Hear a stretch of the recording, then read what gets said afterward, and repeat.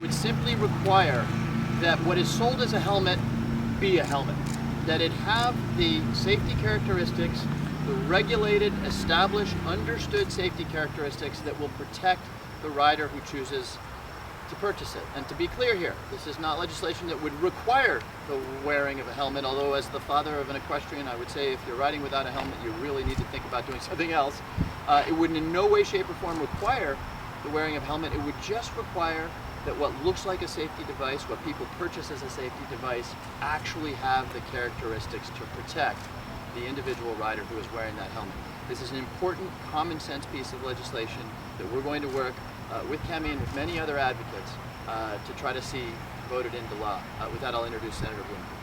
Thank you. Well, I want to first of all express my appreciation to the family for being here. Thank you so much, because I think your voice and face really lend credibility to a topic that really ought to concern all Americans, because we all pay the cost of these kinds of injuries in dollars and cents, but also in pain and the loss that our communities feel when deaths or injuries occur in the midst of this sport. It is one of the oldest and most noble of sports, but also potentially one of the most dangerous.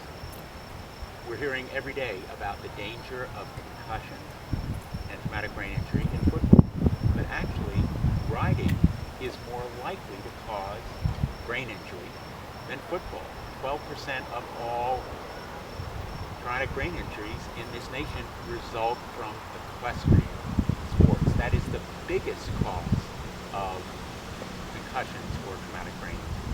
And deaths and injuries are more likely to result from riding than from football.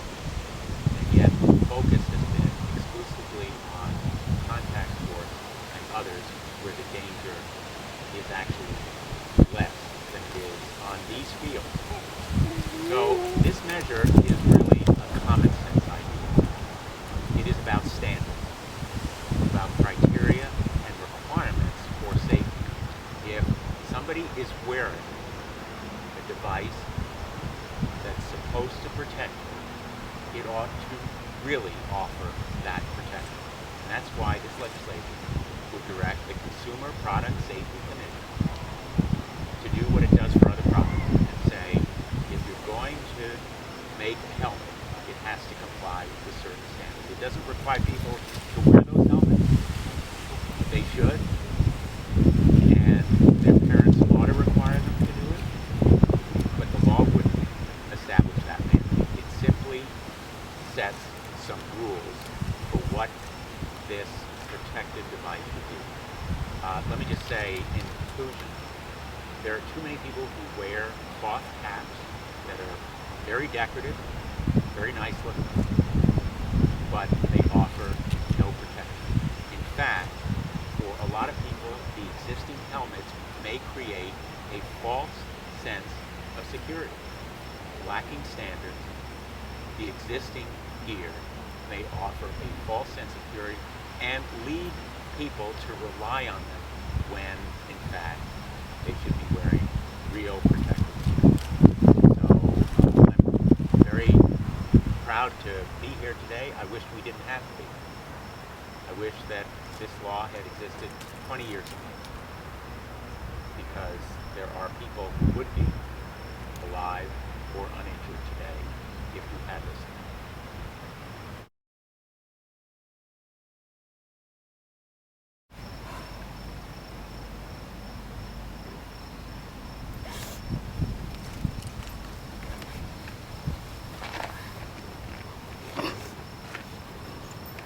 I'm so grateful to both of you for supporting my cause and helping me to have a voice about something that I know in my heart is 100% the right thing to do. Christen was wearing a traditional velvet hem cap that back in 1998 everybody wore in this barn all over the nation, probably because no one really thought much about head injuries or knew that it was just a piece of apparel. And I always say that, just like Senator Blumenthal was speaking about, the false pretense, the false understanding that it's something that it's not is really the heart of this issue. If it was a hat for apparel, which it is, and it's sold as that, it's supposed, told to everybody in a little warning label that it's a piece of apparel, then why would you ever be required to wear it at all times in the barn? Why back then was it? I think it was always sort of understood that it was doing something. The day she fell, I was saying to somebody, it's a hard shell piece of apparel that's strapped on with a hard edge.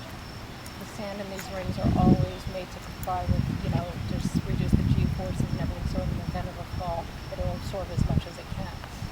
I'm not a scientist or a tester, but I do believe, a part of me believes that the edge of that hat actually caused her injury to be much worse than it would have been if she had worn nothing that day.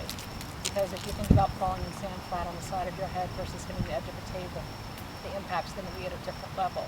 So there's that other loophole in these pieces of apparel that are actually helmets, not hats, that I always want to address when we speak about it.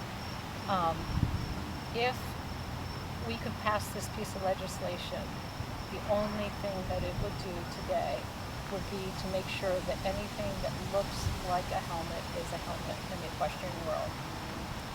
The hat is a hat and not a helmet, but it's a hard shell. It has a chin strap.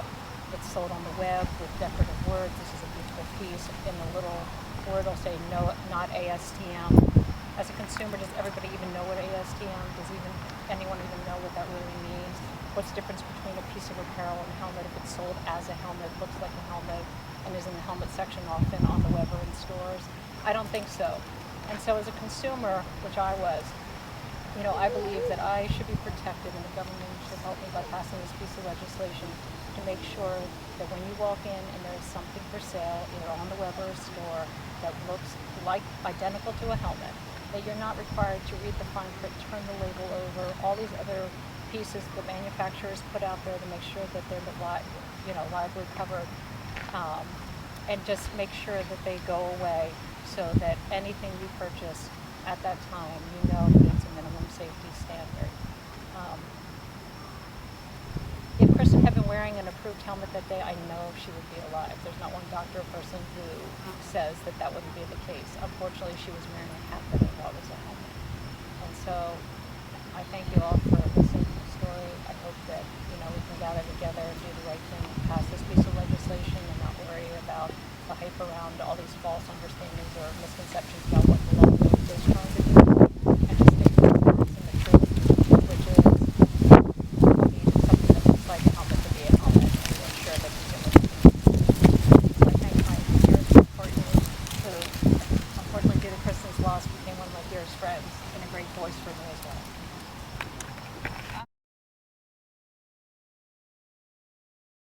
To apologize, I'm gonna read what I wrote because I wanted to make sure to get everything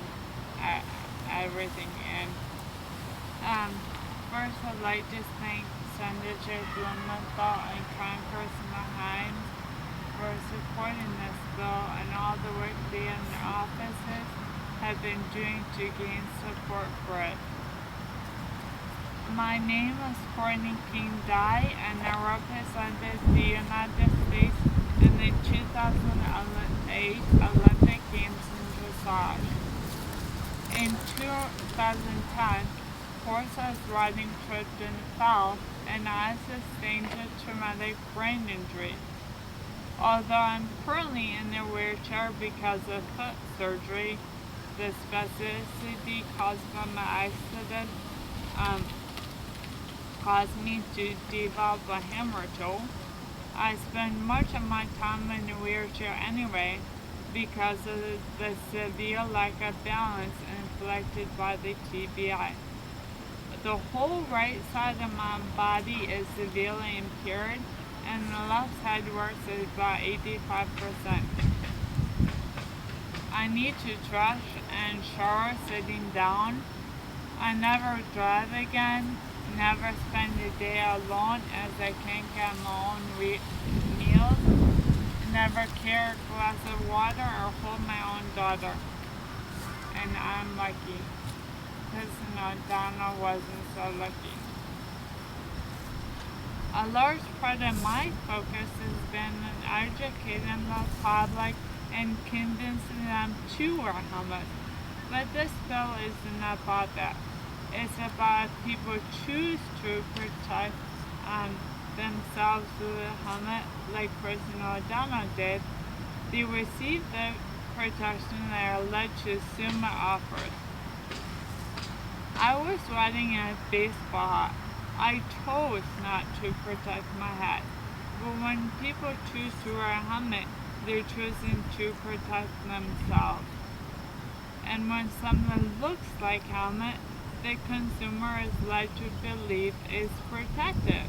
Whereas in fact, studies have shown that unapproved helmets offer no more protection than a baseball hat. If people have a political concern about passing the bill because it would prevent consumers from getting into the sport, which is highly lucrative, think of it this way. Approved helmets would drastically reduce the fatality rate in equestrian sports, which would certainly increase their attractiveness. The fact that it's a dangerous sport is the truth, and with the way social media works these days, people are going to realize it is. We not only have a moral obligation to not mislead people into thinking they're protecting themselves when they're really just putting a velveted piece of cardboard on the head. It should also be a financial incentive to prevent injury or death, as it would generate more interest in the sport.